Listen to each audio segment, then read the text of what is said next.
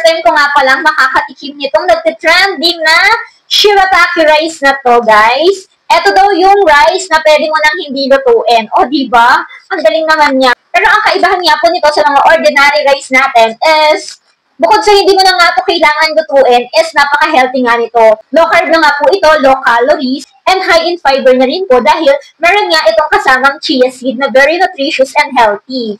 So, tara, i-prepare na natin itong ating shirataki rice with chia seed para matikman na natin. Wait! Gagawin lang po natin is 1:1. Sampak niya is 100 grams na po.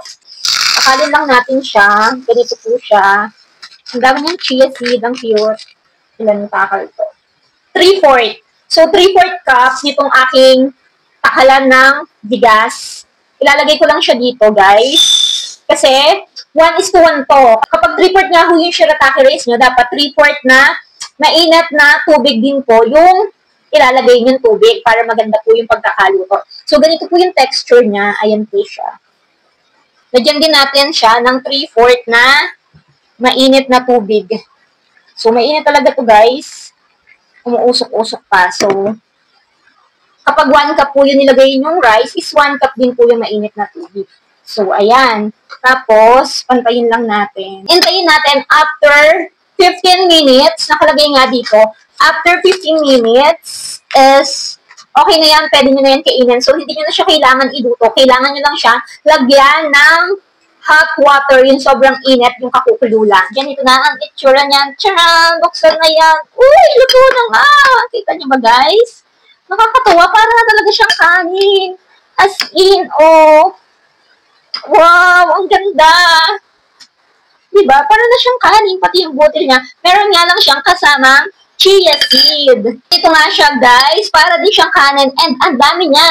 Yung isang pack ng shirataki rice na to is kasyang-kasya nga sa isang tao, sa katulad ko na hindi naman kalakasan kumain. Saktong-sakto na to sa akin. And I think busog na ako dito. Tapos mataas na nga yung fiber nito. Low calories, low fat, no sugar, pero high in fiber na. Tapos meron pang chia seed na very nutritious. Tikman natin, guys. First time ko nga matitikman tong shirataki rice na to. Ganyan siya. Meron siyang chia seed.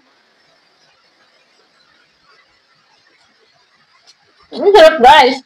Parang ka na may ulam, charis.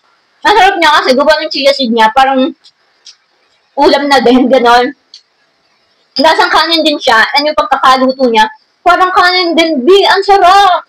So, kung mataas ang sugar mo, nakikito diet ka, or nagbibilang ka ng calories, guys, bagay na bagay ito sa'yo itong shirataki rice na to, and napakadali lang niyang i-prepare, hindi mo na nga kailangan magluto. Meron ka lang mainit na tubig, oks na makakakain ka na nga ng kanin. Pero, low calories, low fat, no sugar, and high in fiber.